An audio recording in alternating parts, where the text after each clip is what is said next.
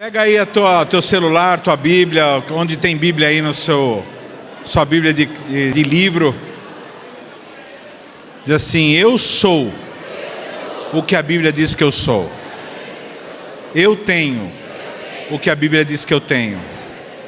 Eu estou proibido de fazer aquilo que a Bíblia me proíbe de fazer. Depois dessa palavra que eu vou ouvir, eu nunca mais serei o mesmo, porque o mesmo que inspirou essa palavra falará ao meu coração, e eu serei transformado em nome de Jesus. Pai querido, nós nos colocamos diante de Ti, diante da Tua palavra, e declaramos que nós queremos ouvir a Tua voz. Eu sei, Senhor, que o Senhor fala com cada um numa tonalidade, numa velocidade, com um sentido. E que todos nós que vamos ouvir a Tua palavra, tenhamos as nossas vidas transformadas. Mais um pouquinho, Senhor, da Tua construção em nós. Em nome de Jesus, amém, amém e amém. Pode sentar, queridos. Glória a Deus.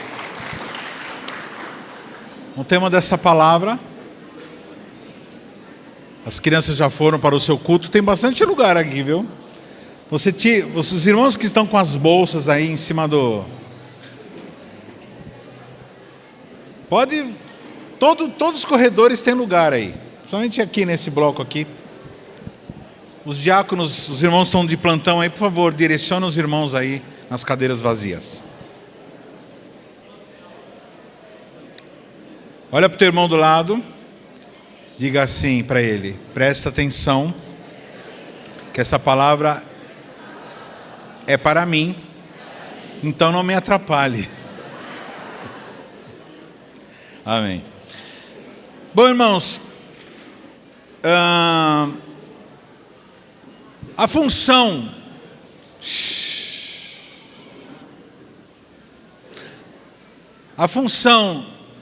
de toda palavra e de toda pregação é que nós conheçamos a Deus. Eu falo isso todo domingo que eu vou pregar, eu falo a mesma coisa. É uma coisa importante. É sempre importante você saber o porquê das coisas. Importante porque que nós ouvimos, porque que nós falamos, porque que nós estamos naquela reunião, né? Sempre é importante nós sabemos os porquês, eles têm que ser porquês justos. E a função de todo aquele que se coloca à frente, como eu estou aqui à frente, né? Ou um líder de célula, ou um professor, é trazer um equilíbrio justo entre aquilo que é importante, que nós julgamos importante, e aquilo que realmente é importante. Que ao longo da nossa vida, ao longo da nossa semana, ao longo do nosso caminhar, nós vamos perdendo aquilo que é importante, ou aquilo que é prioritário. E uma das coisas que interfere nessa noção é quando nós estamos lidando com aquilo que é necessário. Toda vez que a gente está diante de uma necessidade, nós jogamos a prioridade para segundo plano, em alguns casos jogamos para o lixo. Então, a nossa guerra, a nossa luta, é para nós equilibrarmos corretamente aquilo que é prioritário e aquilo que é necessário. E no que diz respeito a isso, toda meditação, toda leitura da palavra, toda pregação, toda vez que você que nós paramos para ouvir uma palavra, uma aula bíblica, é nesse sentido. É para tirar, porque a gente passa a semana toda correndo atrás do quê? Vamos lá, vamos ser sinceros. A gente passa a semana toda correndo atrás do quê? Da necessidade ou da prioridade? Necessidade. Então, infelizmente, isso é uma coisa muito comum, algumas igrejas, não estou falando mal de igreja, não estou dizendo que meio que virou comum isso. Por conta de o povo estar tão preocupado com a necessidade, alguns líderes se sentem pressionados a falar nesse assunto e priorizar esse assunto, que é a necessidade. E aí acaba o seguinte: a pessoa passa a semana toda correndo atrás de necessidade, semana toda. Aí quando chega na reunião bíblica, aí vai o homem de Deus, a mulher de Deus, ao invés de fazer, opa, calma aí, vamos pensar um pouquinho do outro lado. Não, é reforçada a questão da necessidade. Então nós vamos hoje falar desse assunto, necessidade ou prioridade. E eu quero usar como base, para explicarmos isso, aquele episódio dos profetas de Baal. Eu não vou me aprofundar muito exatamente no texto em si, mas eu vou usar esse texto para explicar essa questão e o desenvolvimento. Esses dias nós falamos sobre sacrifício, né? Falamos sobre holocausto. Eu falei de Abraão, que toda aliança ela é estabelecida através de um holocausto. Sempre foi assim e continua sendo assim. O que acontece? Qual a modificação? A modificação é que hoje o holocausto verdadeiro, o holocausto final aconteceu, que foi o holocausto de Jesus. Nele, esse holocausto, ele fechou essa questão, e nesse holocausto que nós obtemos todos os benefícios de um holocausto, todos os benefícios que um pacto feito através do holocausto provoca. Então assim, Jesus morreu, então ele encerrou aquele tempo onde se matava bichos, Então, pessoal que fica, desculpa se você ainda faz isso, vai nas encruzilhadas, mata bicho aí e tal, ou você é um judaizante, está esperando ser construído o templo para voltar o sacrifício. Isso já passou, esse tempo, a velha antiga aliança, ela já passou. Agora nós estamos na nova aliança. Que nova aliança? É o sangue de Jesus. Nós vamos falar mais para frente. Nós vamos usar esse episódio, vou ler um trechinho aqui, 1 Reis 18:38. Diz assim: o que acontece, irmãos? Israel estava uma desgraceira toda, fome, seca, tinha uma rainha, a rainha Jezabel, que era uma estrangeira, idólatra, satanista, essa mulher zoadíssima, juntamente com o rei, que era um judeu, chamava-se Acabe, que era um bananão, que deixava essa mulher dominar. Então a idolatria entrou, a feitiçaria, o satanismo entrou no povo. Conclusão, o povo começou a sofrer, por todo o resultado desse envolvimento. E aí Deus levanta um profeta, e ele estabelece, Deus estabelece com ele um momento em que ele queria oferecer um pacto, oferecer um holocausto que afrontaria os demônios da época, que era resumido num camarada chamado Baal, num demônio, um grandão lá chamado Baal. Grandão assim, grandão para a turma dele, grandão é o nosso. Então, olha o que diz assim: aí estão fazendo holocausto, e caiu o fogo do Senhor e consumiu o holocausto, e a lenha, e as pedras, e o pó, e ainda lambeu a água que estava na calha, e vendo todo o povo, caiu sobre os seus rostos, e disse: só o Senhor é Deus, só o Senhor é Deus. Então o que estava acontecendo? Um tempo de sequidão. Eu não sei aqui se todos já foram, quantos aqui já foram para o Nordeste em época de seca? É uma imagem terrível, irmãos. Eu e a pastora, nós somos no sertão da Paraíba, do Rio Grande do Norte, do Ceará. Andamos por muitos lugares nessa nação e presenciamos a situação como que é a seca. A seca, irmãos, o que estava acontecendo aqui, seca absoluta, muito tempo sem chover, e lá em Israel é um ar extremamente seco. Você não acha água no ar, praticamente não tem água, negócio horrível. E com a seca, queridos, por exemplo, nem chovia, e muitas vezes não chove, mas de manhã você acorda, você deixa uma roupa, por exemplo, no varal, ao ar livre, e muitas vezes de manhã você acorda, ela está úmida, por causa do orvalho, por causa como chama? A gente chama, não é orvalho, a gente chama de sereno, né? Sereno. Nesse caso, nem sereno não havia, irmãos. O ar estava tão seco que nem chuva, nem sereno, nem nada. 3 anos e meio, irmãos, dessa maneira. 3 anos e meio. As fontes secas, como chama aquele lugar que o pessoal reserva água? Açude, não é açude, não é poço, as cisternas vazias, as fontes secas, as barragens secas, tudo seco. Com a seca vem o quê? Crise econômica. Porque era basicamente a sociedade rural, animais e plantas, então não se plantava, não se colhia, então miséria profunda, e junto com a miséria vem a fome, e junto com a fome, e com a seca, e com a poeira, vem o quê? Enfermidades. Então, esse era o quadro. E aí nessa hora, meu irmão, as pessoas começam a perguntar o que está acontecendo. Porque a gente sabe que é meio comum, de vez em quando ficar sem chover, mas muito tempo é estranho. Querido, deixa eu falar uma coisa, seca, presta atenção no que eu vou falar. Seca é um dos principais sinais de juízo sobre uma certa localidade.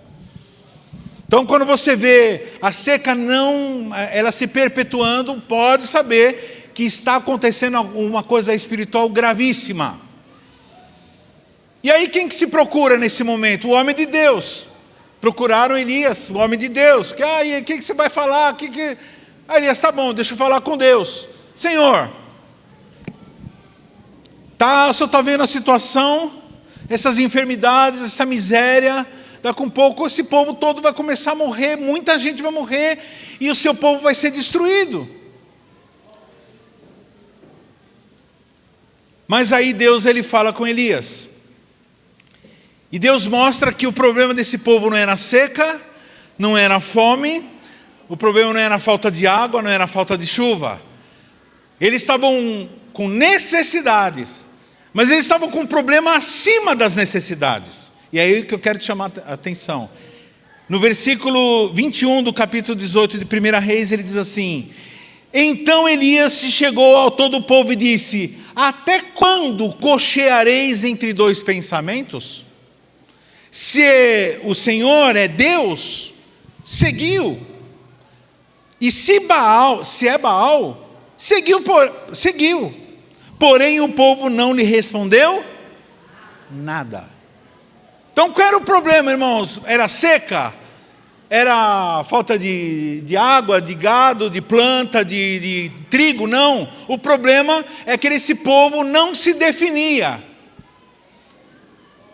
Eles acendiam uma vela, como diz aqui no Brasil, acendiam uma vela para cada um. Um pouco para Deus e um pouco para Baal.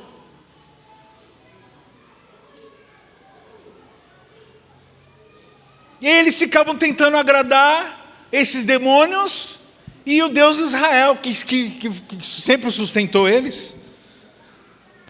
E Deus ele chega através do profeta e diz assim: vocês precisam tomar uma decisão. O que vocês querem? E aí Elias chega para Deus e fala assim: olha, o povo não está dizendo nada, por favor, manda chuva, senão a gente vai morrer, aí que a gente não vai decidir nada mesmo. Por favor, manda chuva, Senhor. Ele chega diante de Deus com vamos lá, irmãos, vamos trabalhar com esses 2 conceitos. Ele chega diante de Deus e apresenta uma necessidade. E é uma necessidade justa, irmão? Sim, estavam morrendo, seca. Então, a terra precisava de chuva. Se tem uma coisa, querido, que o povo, que nós, crentes, cristãos, aqueles que creem em Deus, aqueles que falam, você tem fé em Deus, sabe é pedir coisa para Deus, sim ou não? Quantos aqui já pediram coisa para Deus aqui? Quantos já pediram coisas assim para Deus? Irmãos, a coisa é tão terrível que Jesus, na época que estava andando em carne aqui, ele não era seguido. Muitas vezes fala assim, muitos seguiam Jesus. Não, irmão, quem seguia Jesus era 12, no máximo 70. Mas ele era perseguido. Ele não era seguido, ele era perseguido. Por quê? Porque as pessoas queriam serem curadas. As pessoas queriam comida. As pessoas queriam proteção de Deus, dos anjos. As pessoas elas queriam se dar bem. Elas queriam se livrar da zica. Pergunta para o teu irmão assim, quantas vezes você procurou Deus para se livrar da zica? Aponta o dedo do profeta para ele e fala assim, fala a verdade, fala a verdade.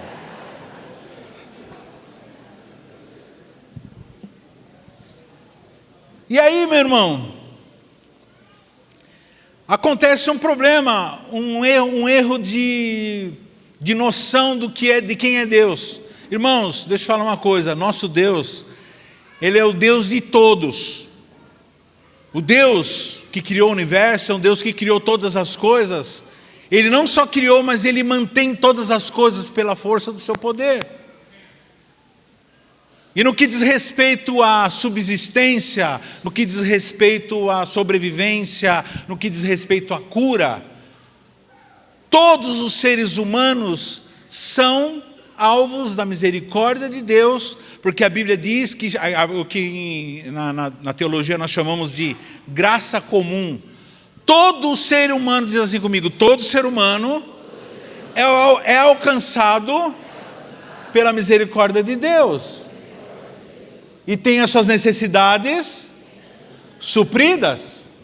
Então deixa eu falar uma coisa para você. Tira do teu coração de que o fato de uma pessoa estar tendo as suas necessidades supridas é equivalente, é sinal de que ela está bem com Deus. Eu acho que 2 entenderam. O fato de uma pessoa estar sendo abençoada, ter dinheiro na conta, e o carro não quebrar, e a pessoa não está doente, está bem, não quer dizer que essa pessoa está andando com Deus.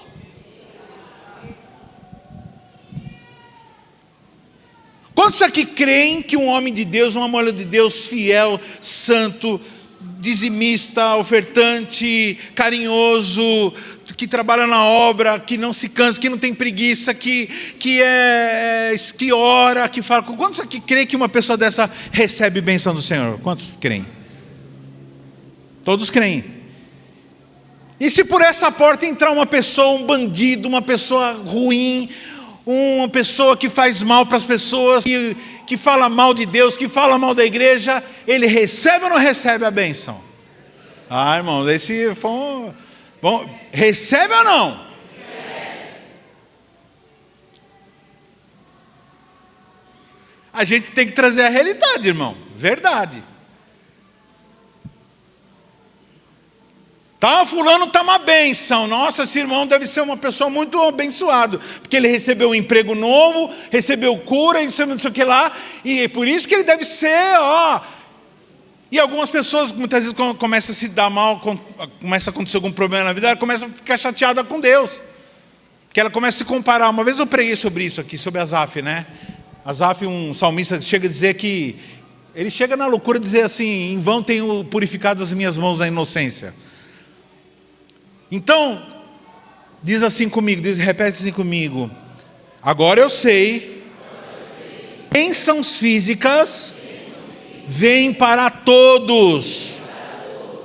Então, episódios, e não só bênçãos, assim, milagres também. Os milagres não são exclusivos para pessoas santas. Milagres, irmãos, eu cansei, nós cansamos aqui de ver pessoas entrando por aquela porta, com câncer, com problemas seríssimos de saúde, e serem curadas mesmo, de ir no médico e simplesmente o tumor sumir dos exames. O tumor sumiu dos exames e a pessoa sumiu da igreja.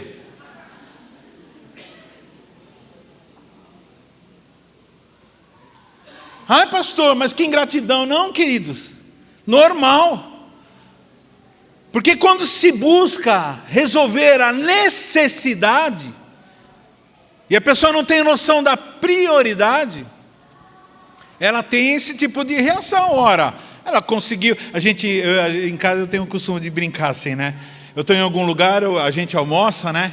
Aí eu brinco assim, eu falo assim: já comi, já bebi, já tem mais nada para fazer aqui. Comi, bebi, não tem mais nada para fazer aqui. Então é bem por aí. A gente assim, já comi, já bebi, já tenho tudo que eu quis, já consegui o que eu queria. Agora, beleza, agora não preciso mais de Deus. Cansei de ver, irmão, mulher entrar aqui por aquela porta com o marido drogado, zoado, lascado. Pelo amor de Deus, e traz no garfo, e não sei, e resolve, e aí tal, passa o tempo, e o cidadão aí aceita Jesus, e muda de vida, entende que a prioridade dele é Deus. Aí a mulher começa a ficar estranha, assim, porque o humano começa a ganhar dinheiro, porque lógico, agora sobra, né, dinheiro, agora não gasta mais com droga, com bagunça. Aí começa a ter uma grana, começa a comprar uma coisa, compra um carro melhor, compra uma casa na praia, aí ó, acabou. Deu linha. Por quê? Porque já resolvi, está tudo certo. Prioridade não existe para essa pessoa, é a necessidade. Então, meu irmão, Jesus está para morrer. Aliás, hoje é dia de ceia, nós vamos relembrar isso. Jesus, na noite que foi traído, né, ele pegou o pão, mas antes ele organizou uma ceia. Ele alugou um lugar bonito, com uma mesa bonita. Ele organizou as pessoas que iam servir. E ele tinha uma reunião com os 12 dele. E eu queria fazer uma pergunta. Daquelas milhares de pessoas que Jesus curou, quem foram aqueles que ele chamou para cear com ele?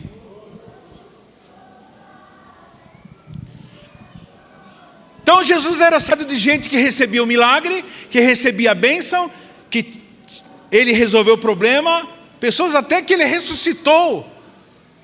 Mas no dia que ele foi fazer uma festa, ele convidou aquelas pessoas. Diz assim comigo: o milagre é para todos. Diz assim: o milagre é para todos. E eu quero fazer uma pergunta: a ceia é para todos?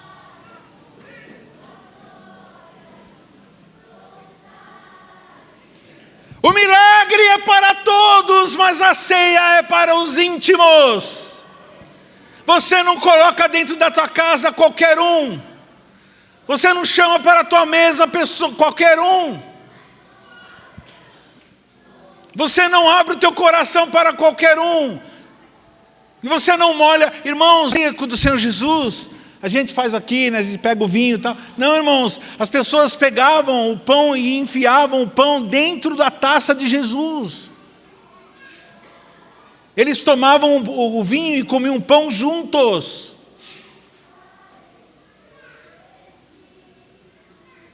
Muita intimidade, querido, muita intimidade. A igreja é um lugar público. Mas eu quero fazer uma pergunta: o céu é público? Eu vou perguntar novamente. A igreja é um lugar público, o local de reunião é um lugar público, mas o céu é público? Não, querido. Jesus cura qualquer um, Jesus aceita qualquer um, mas para morar com Ele precisa ter alguns requisitos.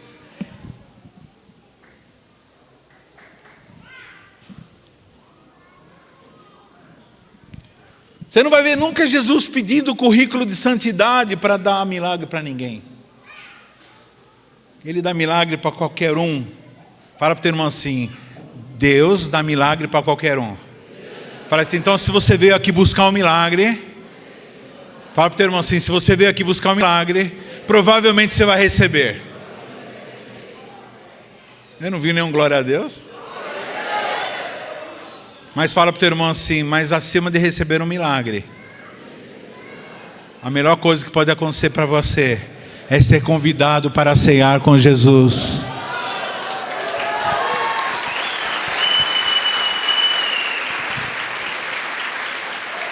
Nos últimos anos de ministério eu tenho me interessado por um assunto. Eu tenho constantemente conversado isso com a pastora, com meus discípulos, com o pessoal que anda junto, que é o seguinte: quem é de verdade? Ah, pastor, vai julgar? Não, irmãos, a minha pergunta, ela é justa. Eu quero que as pessoas saibam, elas olhem para si mesmas e dizem assim: eu sou um convidado, eu seria convidado. A maioria das pessoas que eu tenho visto se aproximar do Evangelho são pessoas interesseiras, querendo casar, querendo arrumar não sei o que, arrumar não sei o que lá, resolver o problema X e Y. Quer ver uma coisa? Quer ver uma pessoa se aproximar dele? É quando ela começa a dar crepe na saúde. Mexeu na saúde, meu Deus, meu irmão. Tem pessoas que quando tem a saúde abalada, elas se afastam de Deus. Porque elas buscam e não tem o resultado imediato, elas se afastam de Deus. Quantos que eu vi fazerem isso? São pessoas que estão interessadas no suprimento das suas necessidades. Por isso que a igreja está tão cheia de simpatizantes. O que é o simpatizante? Aquele que gosta. Acha legal. Mas na hora que ela precisa tomar ela escolher. Porque o problema desse povo é o seguinte: eles não estavam decidindo o que eles eram. Se eles eram de Deus, ou se eles eram da turma da necessidade. Meu irmão, eu não tenho problema nenhum. Eu sei que vou passar minha vida toda pastoreando um monte de gente com necessidade. Mas é muito triste ver pessoas que já estão mais de 5 anos e não se entregam. E não se entregam, meu irmão. Vivem de necessidade em necessidade, de campanha em campanha. Ainda mesmo que a nossa igreja não tem muito esse negócio de campanha. Mas é campanha, que eu não estou criticando quem faz campanha, façam campanha.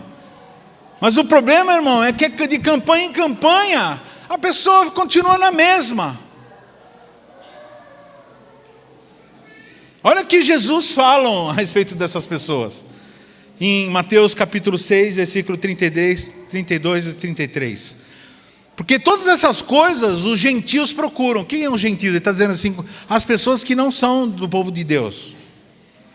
Todas essas coisas, o quê? As outras coisas. De certo, vosso Pai Celestial bem sabe que necessitais de todas essas coisas. Mas buscai primeiro o reino de Deus e a sua justiça, e todas as coisas vos serão acrescentadas. Nesse versículo, qual é a prioridade? O reino de Deus. E o que é necessidade? Todas as coisas. E qual o problema? As pessoas procuram primeiro a necessidade e depois o reino, ou esquecem completamente do reino. Vou deixar bem claro aqui. Eu quero fazer uma pergunta para os irmãos. Vocês acham que eu estou pregando que Deus anulou as necessidades? Vocês sabem que eu não estou falando isso, né? É bom explicar, porque o pastor está dizendo lá que Deus se preocupa sim. Fala assim para o teu irmão, faz esse sinal assim: Deus se preocupa sim com a tua necessidade, mas Ele está mais preocupado com a sua prioridade.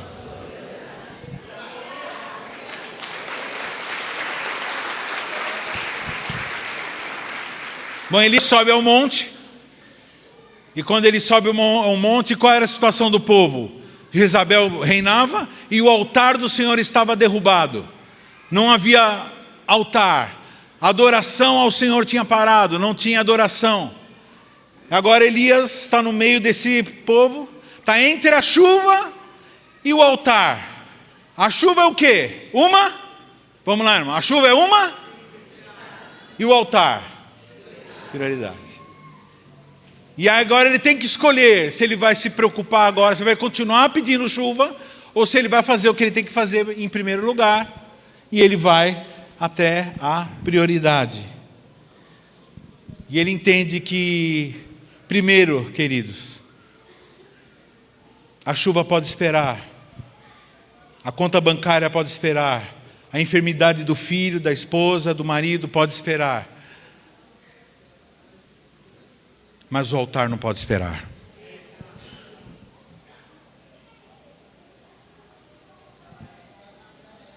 E eu vou dar um conselho de ouro, irmão. Se você quiser, você anota isso. É muito simples que eu vou falar. Nunca peça nada a Deus com o altar quebrado. Nunca peça nada a Deus se o seu altar estiver quebrado.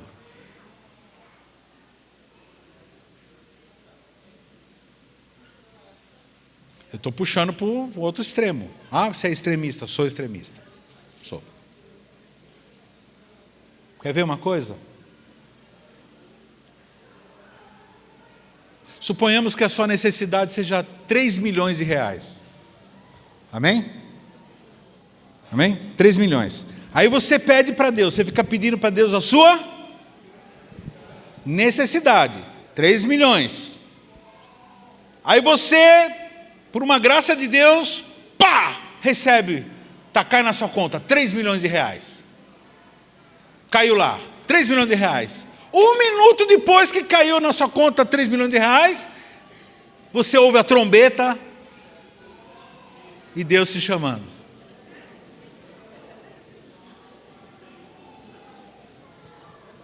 Eu coloco a questão dessa forma. Vocês estão entendendo, querido? Que aqueles 3 milhões de reais não serviram para nada, que aquele plano de saúde maravilhoso que o Tancredo Neves tinha não serviu nada para ele, que aquele casco enorme, grosso do navio Titanic não serviu nada para ele diante de um pedaço de gelo. Que diante da eternidade da morte, que é inexorável, não há escapatória. Todos nós teremos que comparecer diante das prioridades. As necessidades parecem piada.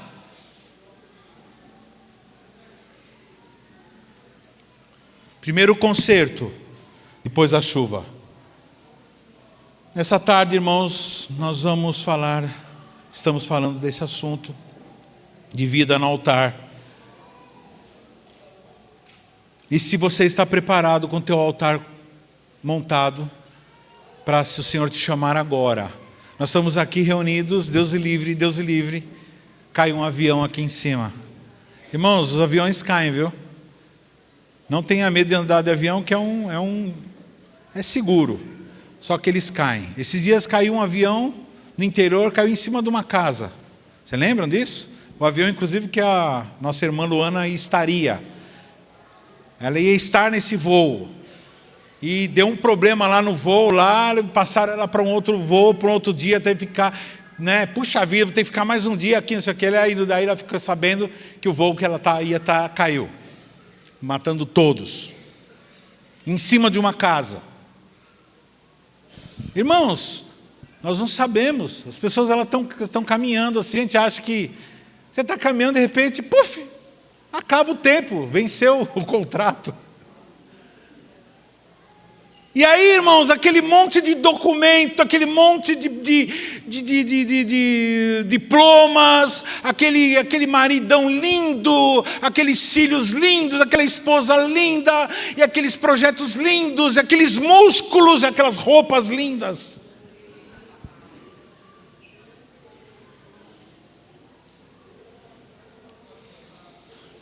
Vamos lá? Então vamos lá. Aqui ele segue uma sequência. Eu vou logicamente correr o risco aqui de alegorizar um pouco. Mas os irmãos, os seminaristas, os que têm o nariz pela metade, seminaristas, vão me perdoar. É por uma boa causa. Vamos lá. 1 Reis 18:32. E com aquelas pedras edificou um altar em nome do Senhor. Então ele sabe que ele vai pedir chuva, mas agora ele entende isso pela revelação do Espírito Santo que fala através dele, de que ele tinha que consertar o altar. Você não pode falar de chuva, não pode falar de chuva sem antes consertar. Porque as 12 pedras estavam espalhadas. A ordem era: pega 12 pedras e faz um altar. As pessoas estão querendo resolver outras coisas antes de resolver aquilo que ele mandou fazer prioritariamente, que é reunir as 12 pedras. Não está aqui quem falou, não estou alegorizando. Mas é estranho. Vai lá e reúne as 12 pedras e monta o altar. Irmãos, falar hoje em dia de cruz, falar de responsabilidade, falar de incumbência e ministério hoje em dia é um escândalo. É, como chama? Liderança tóxica. Os caras não sabem o que é tóxica para falar isso. Tóxica.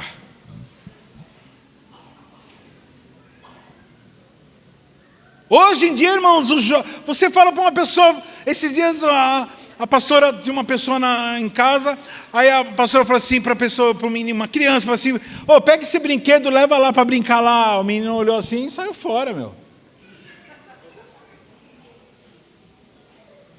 É uma geração que qualquer ordem, qualquer direção, qualquer comando é encarado, é interpretado como domínio, como tentativa de dominação. Sendo que as ordens, Deus coloca pai, mãe, líderes, chefe, patrões, sei lá quem, para ordenar a nossa vida. Mas é uma cultura hoje. Tanto é que hoje o maior problema dos empresários hoje, a pessoa monta uma empresa. Pergunta para todos os empresários que estão montando empresa, qual é o grande problema deles? Eles vão te falar, todos o mesmo problema. Não conseguem funcionários. Não consegue gente.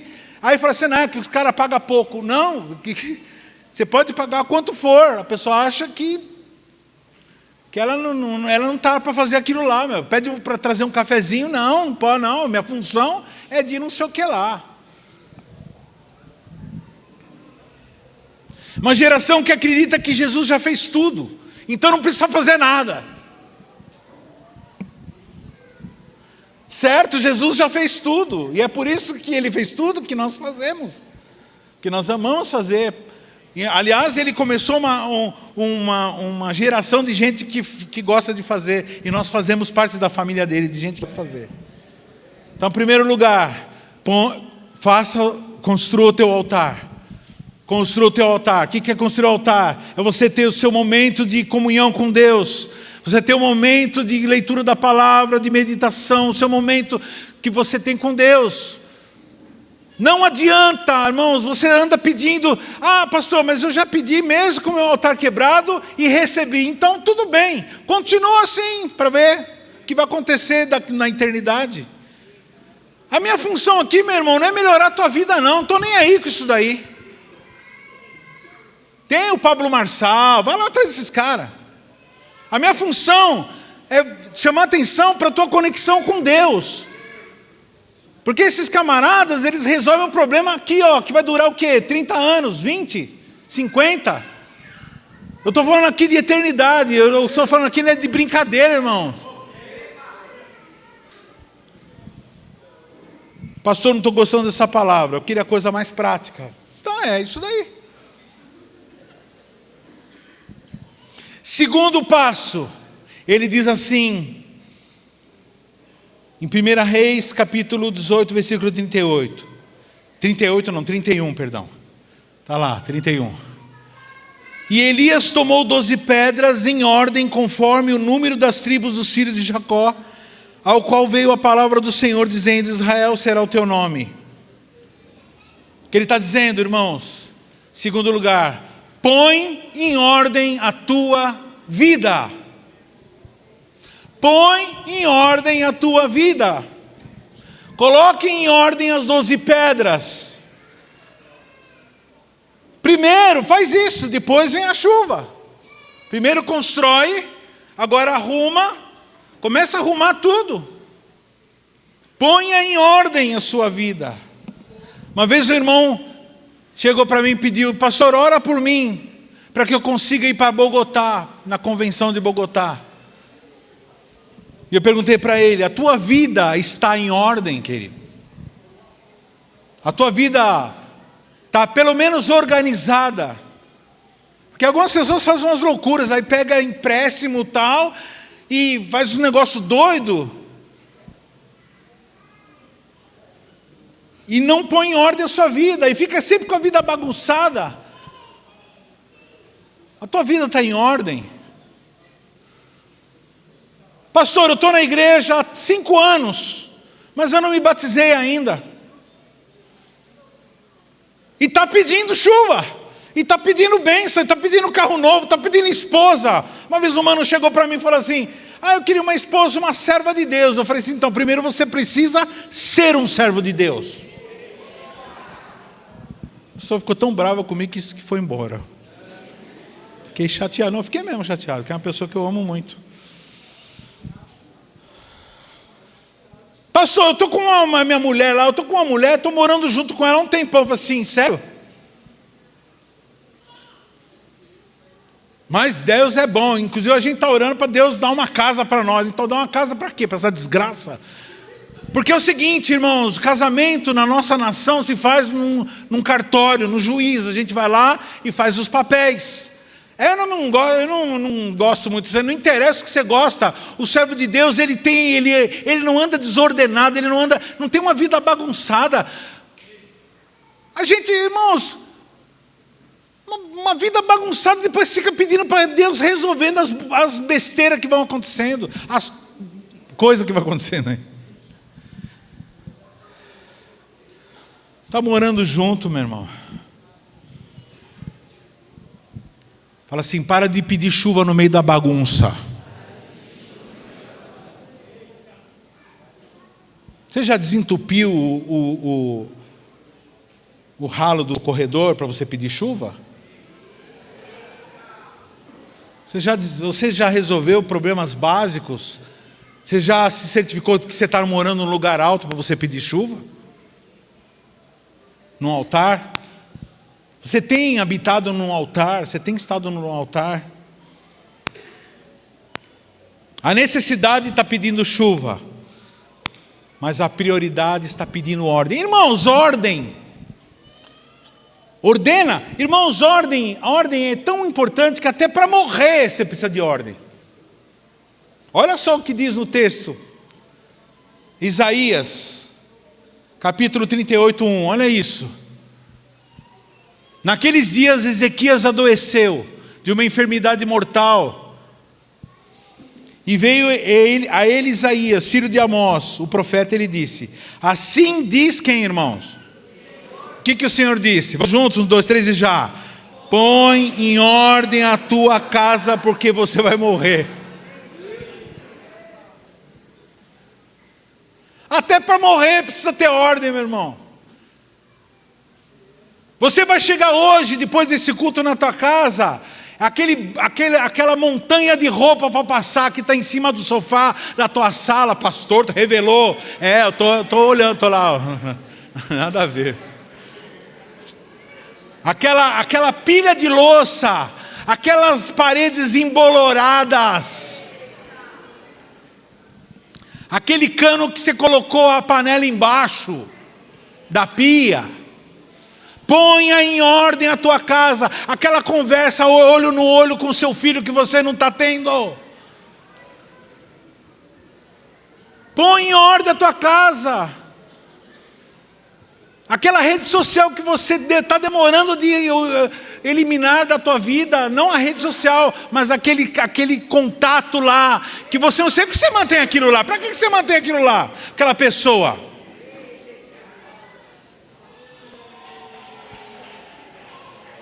Você ainda continua com o telefone da sua biqueira? É isso mesmo? Você ainda continua com um contato?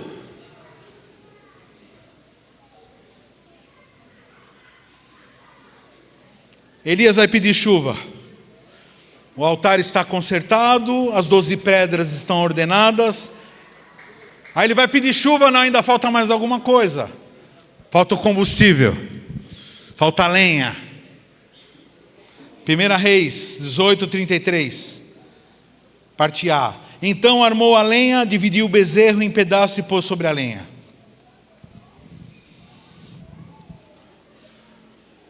Fala para o teu irmão assim: não fique pedindo lenha para Deus. Lenha você tem que ter. Peça fogo. Mas fala bem forte para ele assim: só tem um problema. Deus não vai mandar fogo se você não tiver lenha.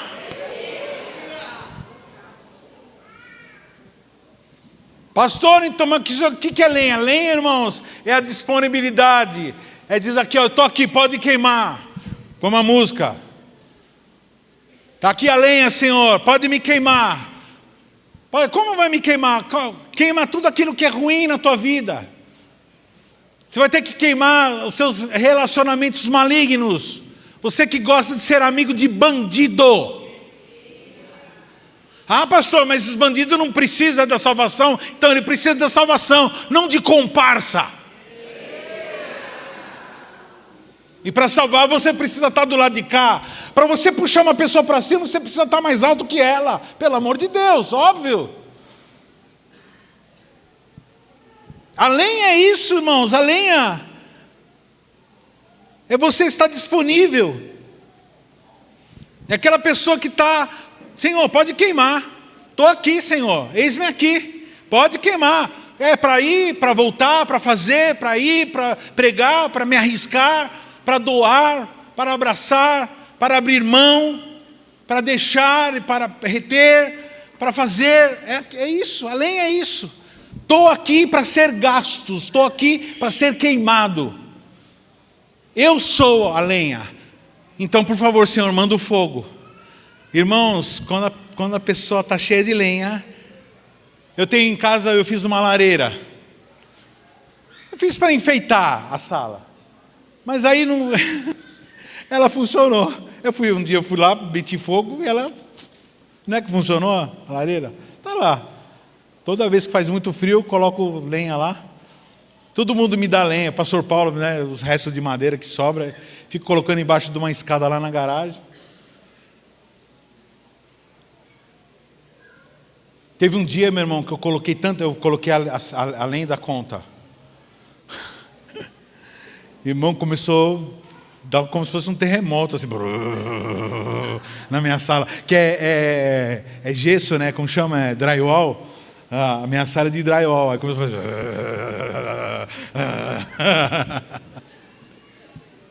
Oh, Jesus. Acho que é por isso que aquelas lâmpadas não vencem, né? Porque da minha sala, que acho que deve estar tudo queimado aquele fio lá, da temperatura. Porque tem uma chaminé tudo, mas acho que irradia, né? Provavelmente, né? Então, se existe lenha, haverá? Oh, irmãos, cadê a lenha? Se existe a lenha, haverá? Quantos quer que o Senhor derrame o fogo sobre ele, sobre a sua vida?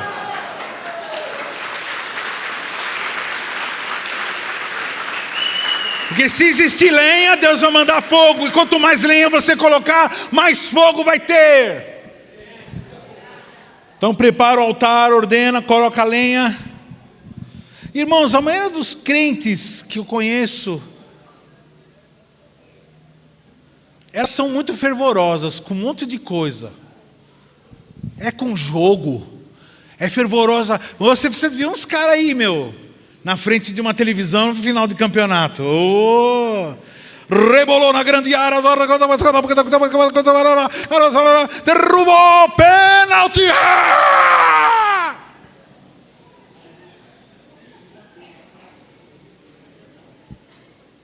E aí, você viu? Já saiu a terceira temporada do não sei o que lá. Saiu a terceira temporada. Aí você viu? Nossa, mano, da hora, mano, da hora. É um ânimo, uma coisa assim. Fala assim, não, eu assisti, nossa, mó da hora. E aí, tua célula? Fomos lá, tal. Pessoal, não foi.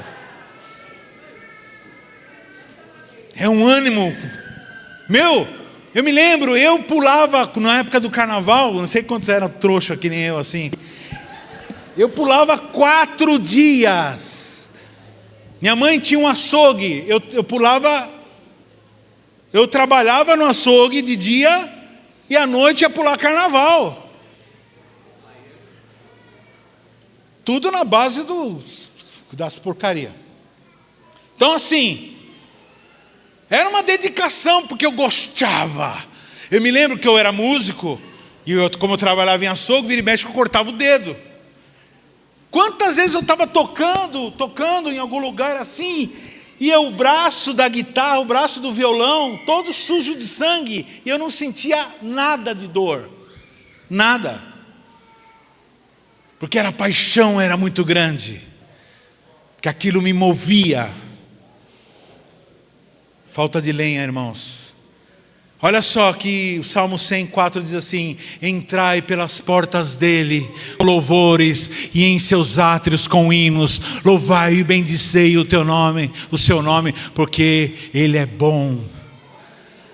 Como que a gente deve, irmãos, próxima vez que você entrar por aquela porta, você vai ou entrar na sua cela, você vai entrar assim: Senhor, está a lenha aqui, eu estou cheio de lenha, Senhor, me queima. Chega na adoração, não precisa, irmãos, não precisa o ministro ficar falando assim: pessoal, vamos lá, aplauda o Senhor, agora não sei o que, está fraco. Fala para o teu irmão assim: ministro de louvor não é animador de auditório. Para si, o único animador de auditório aqui chama-se Espírito Santo. Ele manda fogo. Ele manda fogo se tiver lenha. Mas a terra ainda está necessitando de quê? Mas a terra está necessitando ainda de chuva. Pastor, quando é que vai resolver a necessidade? Então, só essa preocupação aí com você já mostrou que você não entendeu nada.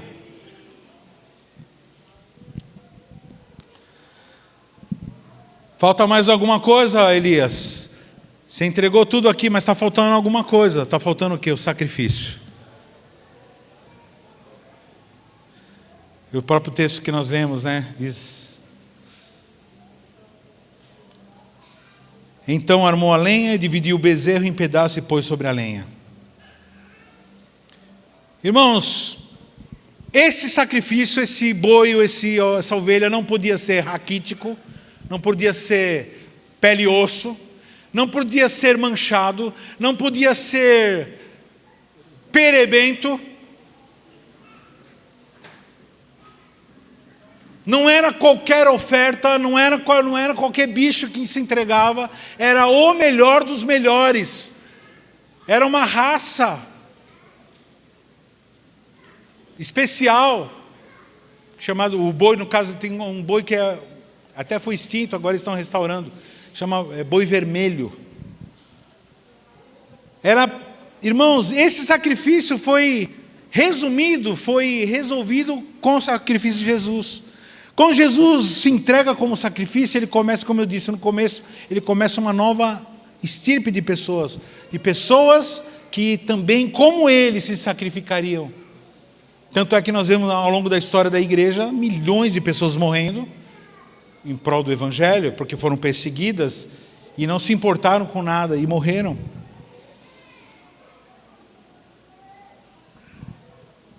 Enquanto Elias estava cortando o sacrifício, estavam os profetas de Baal se cortando.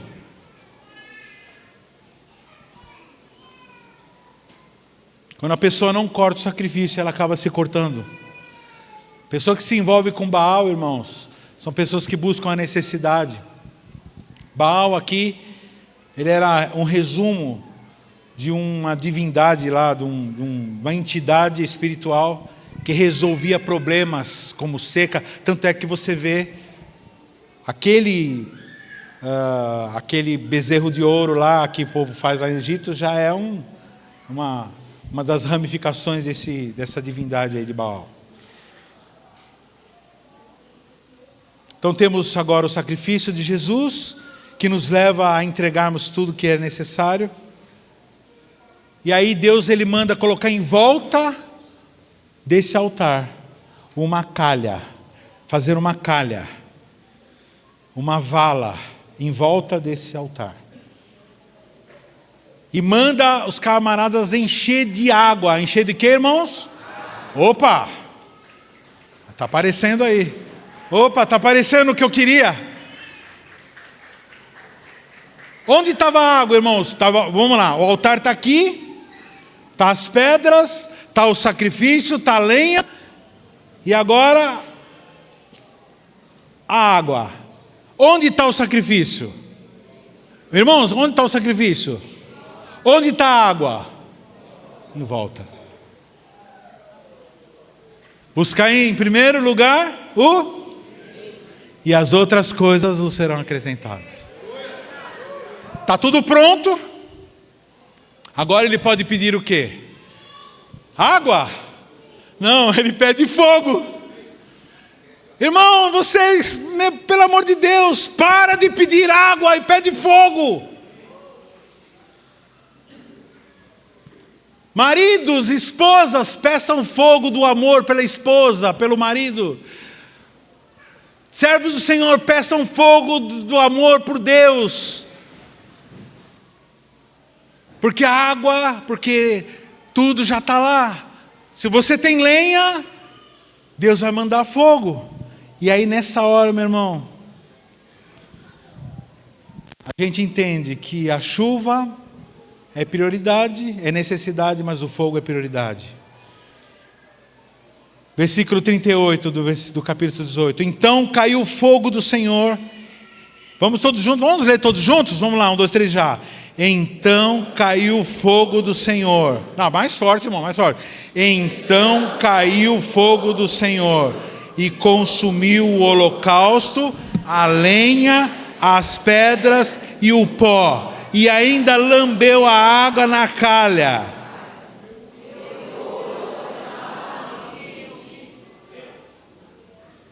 O fogo é o sinal. O fogo é o sinal do que ele viu. Agora é interessante. O fogo caiu sobre o holocausto, o bicho, queimou. Caiu sobre a lenha, queimou a lenha. Caiu sobre as pedras e consumiu as pedras, viraram pó as pedras. E ele caiu na água, só que ele não queimou a água. Por quê, irmãos? Por que ele não queimou a água? Porque a água não queima.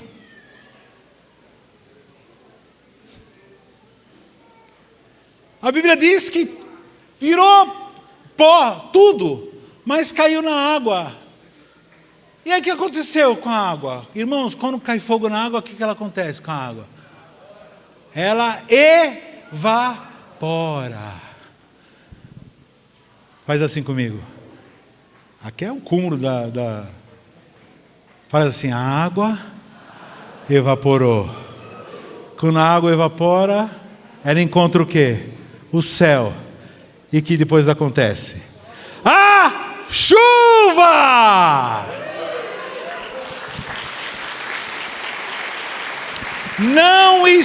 Não peça chuva antes da fumaça subir. A fumaça precisa subir primeiro e depois a chuva vem. Muitas vezes nem precisa pedir nada, porque só em a fumaça subindo a chuva vem. Sim ou não? Só a fumaça subir a chuva vem. Então pare de se preocupar com a chuva. Se preocupa com o fogo, com a fumaça, com a lenha, com o altar. E é interessante, irmãos, que quando estava nesse processo todo, a palavra de Deus diz que Elias, ele começa a ouvir um som. Ele fala assim, eu ouço o som de muitas águas. Você sabe o que é esse som? O som. Ele começa a ouvir o barulho de chuva.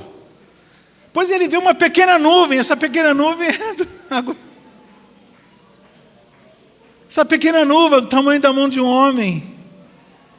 E essa nuvem começa a crescer. E começa a ficar tudo carregado, escuro. E vem a água e a chuva. Tão sonhada, tão pedida, tão desejada. A tão necessária. Diz comigo, necessária. Era uma necessidade? Sim. Mas primeiro vem a prioridade, depois a necessidade. E ele começa a ouvir um barulho. Deixa eu falar uma coisa, irmãos.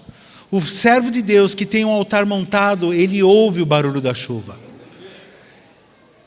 Chega alguém para ele e fala assim: você está fazendo o papel de trouxa servindo Deus, viu? Você devia de voltar a confiar nos seus remédios, viu? Você devia de voltar a confiar na sua droga, na sua cachaça, na sua conta bancária, porque quem vai pagar suas contas é você, não é não sei quem lá, ninguém, nada. Então você é trouxa. O problema é que quando uma pessoa está no altar, ela ouve o barulho das águas, e esse barulho é claro. Quantas vezes que eu vi essa história? Você está viajando, isso aí não vai, se você fala assim, mas você não está vendo, olha, é muito claro o que vai acontecer, e tudo que eu ouvi está acontecendo, e tudo que eu estou ouvindo agora vai acontecer. Por quê? Porque eu sou especial? Não, irmãos, porque existe um altar que está em atividade, está no centro. Bom, queridos, o fogo queimou tudo, e eu quero que nessa tarde os irmãos consigam ouvir o som dessas águas. Eu queria chamar o pessoal da banda aqui. Nós vamos tomar a nossa Santa Ceia agora. A ceia é um sinal que Jesus deixou, falando do novo pacto, a nova aliança. Aliança de que quem vivesse pela fé ouviria o som da volta de Jesus. Irmãos, de todos os sonhos, quando eu falo sonho, é sonho de dormir mesmo. Quando a gente está dormindo, tem sonho, aquela alucinação noturna. 80% dos sonhos que eu me lembro é Jesus voltando. Impressionante. 80% dos sonhos que eu tenho é Jesus voltando. Ou ele voltando, ou eu morrendo e indo com ele para a glória. Eu falo assim: finalmente chegou a hora. Glória a Deus. Viver aqui na terra, irmãos, contando só com... Se a esperança que nós temos resume nessa vida, aquele que vive nessa terra, resumindo aquilo, são pessoas sem a graça. Somos os mais infelizes. As pessoas que vivem só baseadas nas necessidades são pessoas infelizes. Presta atenção. O que acontece? Vamos lá. O que acontece com uma pessoa? O que acontece com uma pessoa que está ganhando R$2.000? O que ela quer? Quanto que ela quer ganhar? Quer mais, né? Ou mais, né? E a pessoa que está ganhando 10? Quer ganhar 15? E a pessoa que está ganhando 1 milhão? A gente vê esses políticos, esses doidos aí, os caras não tem limite. Não tem limite. Não tem limite, irmão. Necessidade. Chega uma hora que o cara... Tem um irmão que uma vez ele fez uma música, diz assim: ninguém pode dormir em 20 camas numa noite. Ninguém pode comer em 20 pratos por dia. Ninguém pode dirigir 2 carros ao mesmo tempo. E muita gente vive com essa ilusão de que ele tendo um plano de saúde legal, ele não vai morrer. Ou o cara tendo um revólver legalzão, ele vai estar protegido.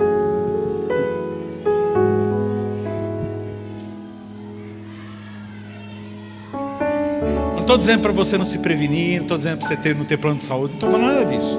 Estou dizendo o seguinte, que isso tudo é ilusão.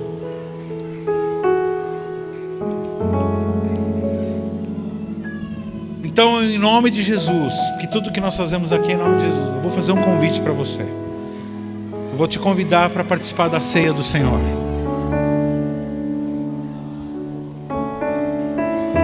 E aqueles que aceitam esse convite são pessoas que entendem a importância do convite.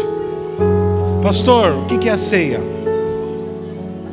A ceia é um sacramento ou seja, uma ordenança que Jesus deixou para que nós fizéssemos isso periodicamente. Aqui nós fazemos uma vez por mês, mas não existe essa regra. Você pode fazer todo dia a ceia, você e sua família, um pai de família com seus filhos, uma vez por semana. Esses dias, no dia da Páscoa, na sexta, nós tomamos ceia. Vários irmãos.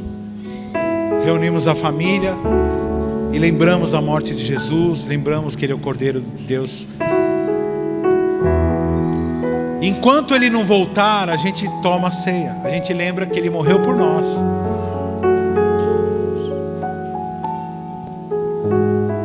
Olha o que Jesus disse em 1 Coríntios 11, 23 a 36. Eu não mandei esse texto para vocês. Porque eu recebi do Senhor o que também transmiti a vocês.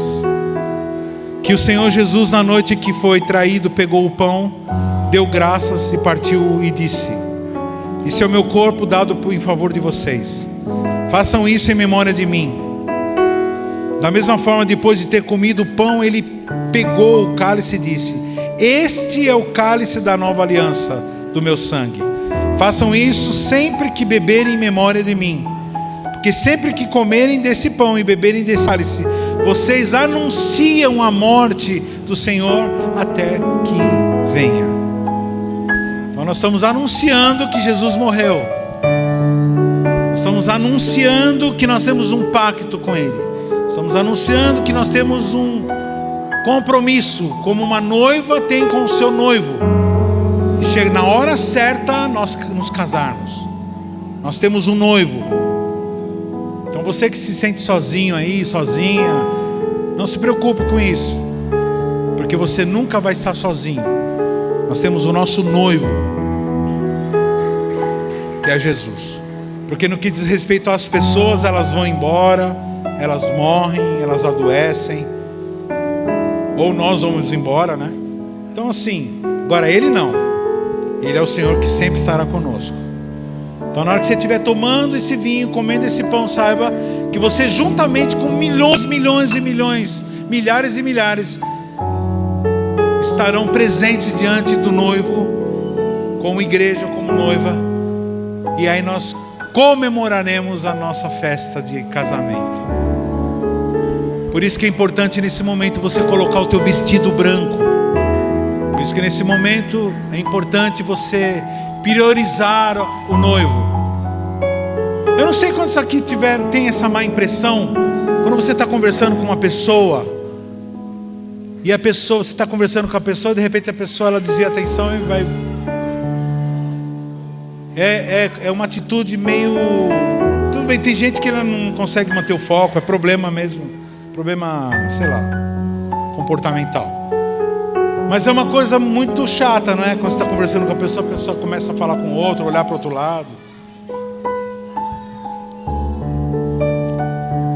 Agora imagina Deus, o Senhor Jesus, o Senhor do universo, aquele que fez todas as coisas, está falando com você, está te convidando para ir na casa dele, e você fala: não, hoje não. Então, o mínimo que nós devemos fazer é olharmos nos olhos dele.